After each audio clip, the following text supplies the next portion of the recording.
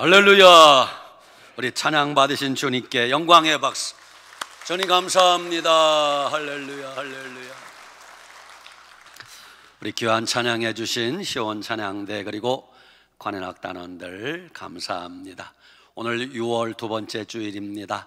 하나님이 오늘도 우리에게 은혜 주실 줄 믿으시기 바랍니다. 오늘 여러분에게 증가할 말씀의 제목은 시작, 실패한 경험도 축복입니다. 아멘. 제목이 선뜻 아멘 하기가 어려울지도 몰라요. 성공해야 축복이지 실패가 무슨 축복이란 말인가 질문할 수 있습니다. 그러나 말씀을 끝까지 잘 들어보면 이해가 되시고 아멘이 되실 것입니다. 저를 포함해서 대부분의 사람들이 좋아하는 게 있습니다. 우리는 만사형통을 좋아합니다. 승승장구하는 것을 좋아합니다. 그러나 실제 우리 삶에 있어서는 우리가 항상 승승장구하고 항상 만사형통하게 사는 것은 결코 쉽지 않습니다. 우리가 인생을 살다 보면 본의 아니게 원하든 원치 않든 작은 실수와 실패를 연속하여 경험하기도 됩니다. 그런데 지나고 보니까 우리가 겪은 실수와 실패들이 결코 나쁜 것만은 아니라는 사실이에요. 왜? 그 실수와 실패를 통하여 우리가 더 기도하게 되고 믿음을 갖게 되고 우리가 더 성숙한 그리스도인이 되는 것을 알게 되기 때문입니다. 오늘 본문 욥기 말씀을 읽었는데 여러분, 욥이라는 사람이 어떤 사람입니까? 동방의 의인이라고 하는 사람입니다. 하나님도 욥의 믿음을 인정할 정도였습니다. 그런데 오늘 욥이 갑자기 하루아침에 그의 삶에 풍지평파가 일어나기 시작합니다. 욥이 잘못한 거 하나도 없습니다. 하나님 앞에서나 사람 앞에서나 죄 지은 것 없고 떳떳함에도 불구하고 어느 날 갑자기 욥의 가정이 깨지기 시작합니다. 욥이 아들 7에 딸 셋 10남매를 두었는데 하루아침에 10남매가 다 비참하게 죽었습니다. 그뿐인 줄 아십니까? 욥은 벌써 그 당시에 지금도 수백억 재산 가면 부자인데 그 옛날 3000년 전에 욥의 재산이 수백억대 재산가였는데 하루아침에 재산이 다 날아갔습니다. 건강도 잃어버렸습니다. 아내는 충격을 받고 남편을 저주하고 도망가 버렸습니다. 여러분, 그때 욥의 심정이 어땠을 것 같습니까? 얼마나 참담하고 비참하겠습니까? 저녁이 되면 욥이 이렇게 기도했을 것입니다. 하나님, 내일 아침에는 눈 뜨지 않게 해주세요. 그러다가 아침에 날이 밝으면 욥이 뭐라고 기도했겠습니까? 하나님, 저녁이 되기 전에 숨이 멎게 해주세요. 욥이 시간만 나면 죽을 생각밖에 하지 않았을 것입니다. 그것뿐만이 아닙니다. 도대체 하나님은 어디 계신 겁니까? 앞을 봐도 하나님이 안 보이고 뒤를 봐도 하나님이 안 보이고 좌우를 들여다봐도 어디를 봐도 하나님 계신 흔적이 없어요. 아무리 불러봐도 대답 없는 그 이름이여, 욥이 얼마나 마음이 답답했겠습니까? 아마 보통 사람들 같았으면 제정신 가지고 살 수 없었을 것입니다. 자포자기하고 실성을 하거나 정신 이상이 되거나 미쳐버리거나 그렇게 되었을 것이에요. 그런데 욥은 그 처참한 상황 가운데서도 오늘 욥기 23장 10절에 이렇게 고백합니다. 한번 따라 합시다. 내가 가는 길을 오직 그가 아시나니 그가 나를 단련하신 후에는 내가 순금같이 되어 나오리라. 아멘. 내가 가는 길을 그가 아시나니, 욥이 처한 현실을 주님이 알고 계신다는 겁니다. 그 하나님이 오늘 여러분의 모든 걸 다 알고 계십니다. 여러분의 고통, 여러분의 눈물, 여러분의 한숨 주님이 다 알고 계심을 믿으시기 바랍니다. 그런데 믿음의 사람이 겪는 그 모든 고통 속에는 하나님의 크고 놀라운 뜻이 담겨 있음을 알아야 됩니다. 여러분, 많은 사람들이 한 번 실패했다고 낙심하고 절망합니다. 사실 나부터도 실패하면 힘들죠. 그런데 여러분, 긴 인생을 놓고 보면 실패의 경험이 꼭 나쁜 것만은 아닙니다. 한 번의 실패가 영원한 실패를 의미하는 것이 아닙니다. 오늘의 실패가 내일의 실패를 뜻하는 것도 아닙니다. 그 실패를 통하여 우리가 더 하나님 앞에 기도하고 믿음으로 매달리면 더 멋진 사람이 될 수 있을 것입니다. 모세는 나이 40에 갑자기 살인자가 되었습니다. 붙잡히면 죽는 거예요. 여러분, 그러나 하나님이 그런 모세를 미디안 광야로 불러 40년 훈련시키고 난 다음에 하나님이 모세를 민족의 지도자로 쓰지 않습니까? 살인자가 되었어도 모세는 위대한 사람으로 쓰임받았습니다. 다윗은 하나님 앞에 부끄러운 짓을 한 적이 있었습니다.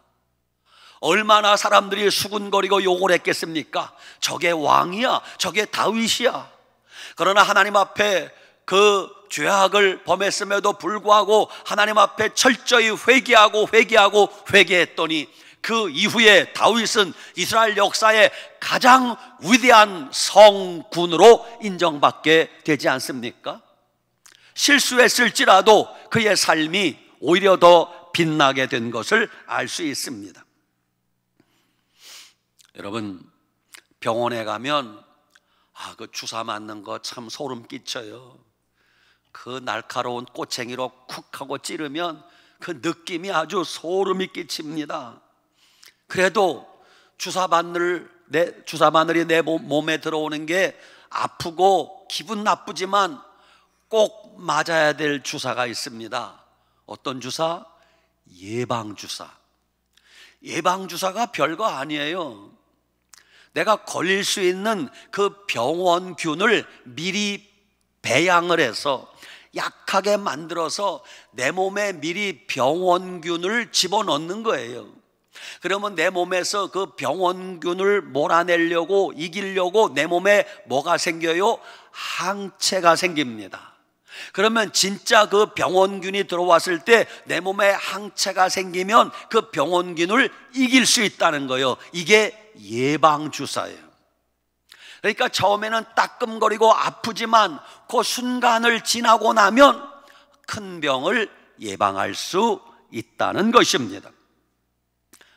자녀들이 자라면서 어려서부터 손에 물 한 방울 안 붙이고 흙 한 번 쥐어보지 않고 곱디곱게 자라는 것도 좋지만 여러분, 아닙니다.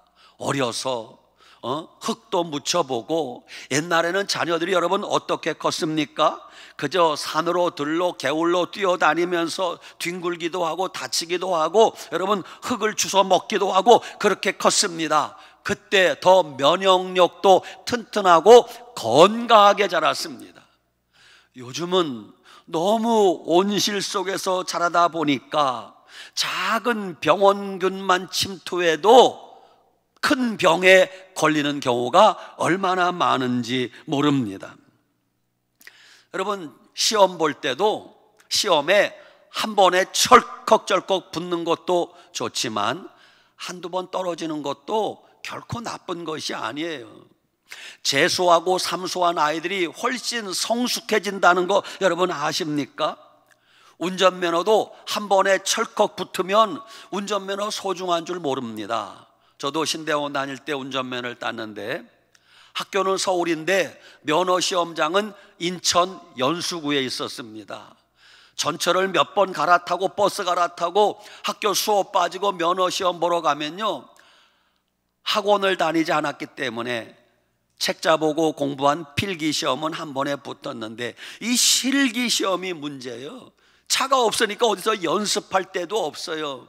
그래서 그냥 운전면허 시험 보면서 연습을 했더니 세상에 몇 시간 수업도 빼먹고 인천까지 가서 차에 올라서 하고 출발을 하면요, 5초 만에 마이크가 나옵니다. 삑, 최득섭 씨 탈락입니다. 내려오세요. 몇 번 떨어진 줄 아세요? 4번 떨어졌어요. 이거 나중에는요 화가 나가지고 내가 이놈은 면허 안 딴다고 그러다가 5번 만에 간신히 땄어요. 여러분, 운전면허를 4번 떨어졌지만 제가 지금 뭐 운전을 못합니까? 뭐합니까? 오히려 더 잘합니다. 그리고 더 조심해요. 왜? 운전면허가 소중한 줄 알고 운전도 조심하게 되는 것이에요. 운전면허 떨어진 것이 꼭 나쁜 것만은 아니에요.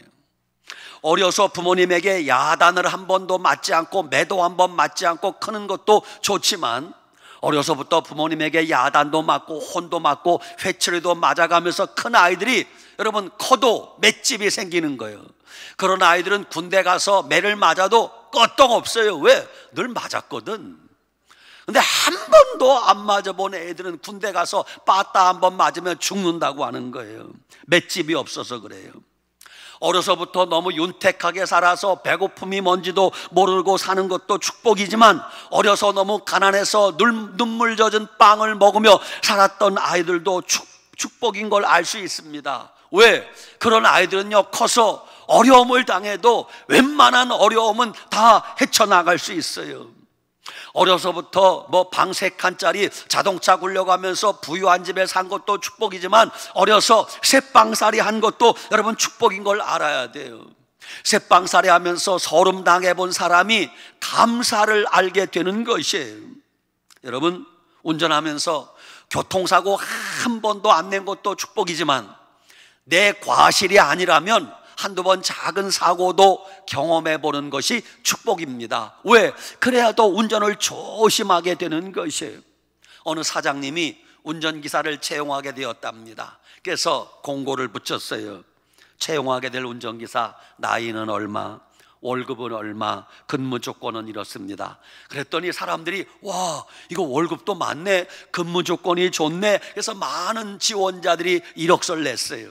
거기 어떤 분은 사장님, 저는 10년 무사고 운전입니다. 그랬더니 또 한 사람은 나는 20년 무사고입니다. 또 한 사람은 나는 30년 무사고입니다. 누굴 뽑아야 돼요? 나중에 사장님이 채용한 사람은 10년, 20년, 30년 무사고 운전한 사람이 아니었어요. 자기 실수는 아니지만 어쩔 수 없는 상황에 작은 사고가 있었던 사람이 뽑혔어요. 나중에 사장님 대잡이 걸작입니다. 왜 이 사람을 뽑았는가? 10년, 20년, 30년 무사고 운전 경력도 소중하지만 자기 자신의 과실이 아니라면 한두 번 사고를 경험해 본 사람이라야 이 교통사고가 얼마나 무서운 줄 알고 더 운전을 조심한다는 거예요. 그리고 사고가 난 다음에 어떻게 이 사건을 처리해야 되는지 경험이 있기 때문에 그 사람이 더 좋을 것 같아서 뽑았다고 이야기를 하더랍니다. 여러분, 어려서부터 부자로 윤택하게 사는 것만이 축복이 아니라 가난하게 힘들게 산 것도 축복이라는 걸 아셔야 돼요. 어느 유대인 어머니가 랍비를 찾아갔어요. 두 어머니가 아들들을 데리고 랍비를 찾아가서 랍비 선생님, 우리 아들들을 교육시켜 주세요 부탁을 하는 거예요. 그러자 랍비가 그 두 아이들을 바라보는데 한 아이는 부잣집 아들이고 한 아이는 가난한 집 아들이에요. 한참 고민하더니 랍비가 이러는 거예요. 이 두 아이 가운데 저는 두 아이를 다 맡아 교육시킬 수는 없고 부잣집 아이만 교육시키겠습니다. 그러는 거예요. 가난한 집 아이는 어머니가 데리고 집에 가시기 바랍니다. 그러니까 엄마가 무슨 생각이 들까요? 와, 랍비가 해도 너무한다. 랍비가 나가 돈이 없다고 돈 많은 아이들만 가르치는구나. 얼마나 속이 상하고 화가 나겠습니까? 그러자 랍비가 이렇게 대답을 하는 거예요. 아닙니다. 내가 이 아이가 부잣집 돈 많은 집 아이라서 교육시키겠다는 뜻이 아닙니다. 가난한 집 아이는 어려서부터 가난한 환경에서 컸기 때문에 그 아이는 그 가난 속에 겸손을 배웁니다. 가난 속에 다른 사람의 아픔을 이해할 줄 압니다. 가난 속에 인생을 살아가면서 배워야 될 것을 가난 속에서 이미 다 배웠습니다. 그래서 이 가난한 집 아이는 내가 특별히 가르칠 게 없다는 거예요. 그런데 부잣집 아들은 다릅니다. 부잣집 아들은 배고픈 게 뭔지, 굶주리는 게 뭔지 모르기 때문에 이 아이는 자기도 모르게 이기적입니다. 부잣집 아이는 남의 아픔을 이해하지 못합니다. 배려할 줄도 모릅니다. 그래서 이 부잣집 아들은 그냥 두면 망나니가 될 수밖에 없습니다. 그래서 내가 이 부잣집 아이를 맡아서 내가 하나님 말씀으로 잘 가르쳐야 이 아이가 사람다운 사람이 될 수 있기 때문에 내가 부잣집 아이를 가르친다고 한 것입니다. 여러분, 시편 119편 67절, 고난당하기 전에는 내가 그릇 행하였더니 이제는 주의 말씀을 지키나이다 그래요. 시편 119편 71절, 고난당한 것이 내게 유익이라 이로 말미암아 내가 주의 율례를 배우게 되었나이다 그래요. 고난당한 것이 축복이라고 말씀하지 않습니까? 인생을 살아가면서 한 번도 몸이 아픈 적이 없고 건강하게 사는 것 물론 축복입니다. 그러나 때로는 몸이 아픈 것도 축복일 수 있습니다. 여러분, 믿음 없는 사람이 건강하다면, 믿음 없는 사람이 건강하다면 그 사람 예수님 믿겠습니까? 절대 예수님 믿지 않습니다. 그저 건강한 자기 몸을 자랑하다가 끝까지 예수님 안 믿고 멸망길로 갈 것이에요. 그런데 믿음 없는 사람은 갑자기 몸이 아파지고 죽을 병에 걸리고 암에 걸렸다 하면 그때부터 뭐 하기 시작합니까? 회개하기 시작합니다. 하나님을 찾기 시작합니다. 그래서 뒤늦게 병들어 예수님 믿고 구원받아 천국 가는 사람 얼마나 많습니까?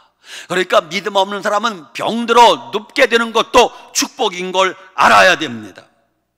성공, 모든 사람이 성공을 꿈꿉니다. 그런데 여러분, 너무 이른 나이에 젊어서 청년 때 성공하는 것은 축복이라고 할 수 없어요. 남자의 3대 불행이 있답니다. 첫째, 청년 성공. 둘째, 중년 상처. 셋째, 노년 빈곤. 남자가 너무 젊어서 나이 20대도 안 됐는데 성공해서 어마어마한 돈을 벌었다. 결코 축복이 아닙니다. 그 청년 반드시 타락하게 돼 있어요. 남자의 두 번째 불행, 중년 상처. 아직 젊은데 일찍 아내를 잃었어요. 남편을 잃었어요. 세 번째, 노년 빈곤. 나이 들었는데 먹을 것도 없어, 잠잘 곳도 없어. 그 노년 빈곤하면 그것도 불행이라는 것이에요. 아무튼 너무 이른 나이에 성공하면 축복이 아니에요. 고생도 해보고 고통도 당해보고 그렇게 성공을 해야 그 성공을 지킬 수 있기 때문입니다. 우리 대한민국은 지금 호국 보훈의 달입니다. 대한민국 역사는 함석헌 선생님 말에 의하면 눈물 없이는 쓸 수 없는 역사예요. 여러분, 세계 어느 나라 가운데 대한민국 역사만큼 고난 많은 역사는 흔치 않아요. 5,000년 역사에 960여 회 외국의 침략을 당해야만 했던, 5년에 한 번씩 피난 보따리를 싸야 했던, 전쟁을 겪어야 했던 우리 민족, 왜 그랬을까? 왜 우리는 강대국들 틈바구니에 쌓여서 러시아, 중국, 일본 틈바구니에서 계속 침략만을 당해야 했을까? 왜 그랬을까? 거기 하나님의 뜻이 있다는 걸 아셔야 돼요. 말세지 말에 하나님이 대한민국을 세계 속에 으뜸가는 나라로 만들어서 사용하시기 위해서 하나님을 대한민국을 훈련시켰다는 걸 아셔야 됩니다. 여러분, 우리 한국인은 하나님이 전 국민을 선교사 훈련시켰다는 거 아십니까? 우리 대한민국 국민들은요, 기후 적응력이 뛰어납니다. 우리는 봄, 여름, 가을, 겨울이 있기 때문에 여름 아프리카 못지않게 뜨겁습니다. 겨울 북극 추위가 못지않게 춥습니다. 그래서 뜨거운 여름도 겪었고 추운 겨울도 겪었기 때문에 전 세계 어느 나라 갖다 놔도, 뭐 추운 지방 더운 지방 어느 나라 갖다 놔도 우리는 이튿날 되면요 가서 농사져요. 두 번째, 우리는요 음식 가리는 거 없습니다. 우리는 뭐 매운 거, 짠 거, 싱거운 거, 펄펄 끓는 것도요, 그 펄펄 끓는 것도 먹으면서 시원하다, 시원하다. 시원하게 뭐가 시원해? 펄펄 끓여 죽겠는데 외국인이 그거 따라 먹었다간 다 뒤는 거예요. 여러분, 우리는 뭐 또 여름에는요, 그 얼음을 넣어가지고 막 그 냉면을, 그 밀면을, 그 차가운 걸 막 들이킵니다. 전 세계 어느 나라 가도 우리나라 사람들은요, 음식 못 먹는 게 없어요. 한국 사람들 하나님이 말세에 쓰시기 위해서 우리 피부 색깔도 적당하게 좌로도 우로도 치우치지 않고, 너무 하얗지도 않고 너무 검지도 않고 노릇노릇 구워서 이렇게 황인정원으로 잘 만들어 놨잖아요. 어디 가도 우리는 인정받아요. 언어, 우리 한국어는요, 전 세계 모든 나라 말을 다 번역할 수 있고 발음할 수 있어요. 일본어는요, 발음이 안 돼. 한국말은요, 발음이 다 되고, 우리나라는요, 형용사가 발달해서 뭐 표현하지 못하는 게 없어요. 뭐 미국 사람들은 블루, 파랗다, 파란 거밖에 없어. 우리는 파랗다, 푸르죽죽하다, 시퍼렇다, 뭐 푸르둥둥하다, 뭐 얼마나 많은지 몰라요. 언어가 뭐 무한정이요, 무한정이요. 환경, 우리는요, 가난하게 살아봐서 어디 가도 환경 적응력이 뛰어납니다. 그런데 너무 부자 나라에서 해외 선교사 간 분들은요, 세상에 수세시가 없으면 화장실을 못 가. 화장지, 그 곱디고 온 화장지 없으면 일을 못 보는 거예요. 우리는요, 우리가 언제부터 뭐 수세식 화장실 썼습니까? 요새야 좀 그런 거 쓰지만 옛날에는 그런 거 없었어요. 다 푸세식이고, 겨울 되면요, 그 변이 올라오고 에베레스트 올라오고 올라와서 그걸 또 지게작대기로 깨야 되고요. 그런 데서 살았어요. 옛날에 화장지가 어디 있습니까? 신문지 오려서 그 두꺼운 달력 조각이 올려서 팍 문질러가지고 그거라도 쓰면 다행이요. 그것도 없을 때는 그냥 밭에서 일하다가 배춧잎 뚝 잘라서 그냥 그렇게 썼어요. 그렇게 살았어요. 우리는 환경 적응력이 뛰어나기 때문에 아프리카에 갖다 놔도 남미에 갖다 놔도 어디 갖다 놔도 선교사할 훈련을 다 받았어요. 그래서 지금 전 세계에 선교사 파송 1위 국가가, 물론 숫자상으로는 1위가 미국이지만 미국은 오피스 선교사가 많아. 우리는 필드, 현장에 나가서 선교하는 선교사 숫자는 대한민국이 1위예요. 왜? 하나님이 말세지 말에 세계 속에 복음 전하는 위대한 선교 국가 되려고 하나님이 대한민국을 훈련시켰음을 믿으시기 바랍니다. 여러분, 자녀들 미안해요. 할 일이 없고 갈 데 없으면 주여 따라하세요. 주여 나를 보내소서, 내가 여기 있나이다. 자원하고 여러분 선교사 헌신하세요. 하나님이 다 먹여주시고 입혀주시고 채워주실 줄 믿으시기 바랍니다. 로마서 8장 28절, 우리가 알거니와 하나님을 사랑하는 자 곧 그 뜻대로 부르심을 입은 자들에게는 모든 것이 합력하여 선을 이루느니라 그랬어요. 하나님 이 말씀이 너무 좋아요. 따라합시다. 모든 것이 합력하여 선을 이루느니라. 모든 것이, 실패한 것도, 억울한 일도, 실수 저지른 것도 다 합력하여 선을 이루게 된다는 거예요. 그래서 위대한 성 어거스틴이라는 분이 이런 말을 했어요. 하나님은 성도들의 죄까지도 구원에 유익하게 사용하신다. 야, 이 위대한 사람은 위대한 말을 만들어내. 하나님은 성도들의 죄까지도 구원에 유익하게 사용하신다라고 멋진 말을 했어요. 그렇습니다. 하나님은 우리가 실수하고 실패한 것까지도 유익하게 사용하시는 하나님이십니다. 하나님은 우리의 허물과 약점, 심지어는 우리의 추하고 못난 모습까지도 유익하게 사용하시어 선을 이루시는 하나님이신 걸 믿으시기 바랍니다. 오래전입니다. 영국에 한 소년이 있었습니다. 어머니가 믿음이 좋았어요. 늘 아들을 위해서 기도하던 어머니가, 아들이 7살 때 어머니가 갑자기 세상을 떠났습니다. 아버지와 함께 살게 되었어요. 아버지는 먼 바다를 항해하는 배의 선장님이었어요. 7년 뒤에 14살 되었을 때, 그러니까 초등학교 졸업하자마자 아버지를 따라 배를 타게 되었어요. 뱃사람이 되었습니다. 알고 보니 아버지는 영국에서 멀리 아프리카까지 가서 흑인 노예를 잡아다가 유럽에 팔아먹는 노예 무역선 선장이었어요.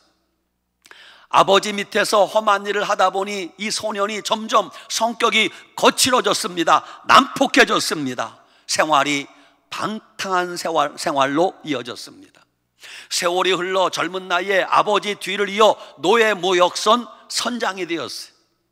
그 노예 무역선의 다른 선원들이 그를 무서워하는 거예요. 왜? 얼마나 성격이 난폭한지 흑인 노예가 배에서 마음에 안 들면 그냥 끄집어내서 땅 쏴 죽이고 바다에 버려버리는 거예요. 그렇게 방탕한 생활, 아주 무시무시한 생활을 하던 어느 날이었습니다. 배에 한가득 흑인 노예를 싣고 돌아오는데 풍랑을 만났습니다. 바다의 풍랑 무섭습니다. 몇 시간 있다 그치는 것이 아니라 이 풍랑이 벌써 하루, 이틀, 3일, 5일, 7일, 열흘, 보름이 지났어요. 보름이 지났어요. 다 죽게 생겼어요. 죽게 생겼어요. 이제 뭐 흑인 노예고 뭐고 목숨만 살아야 되는데 그때 불현듯 어려서 어머니가 기도하던 모습이 생각났어요.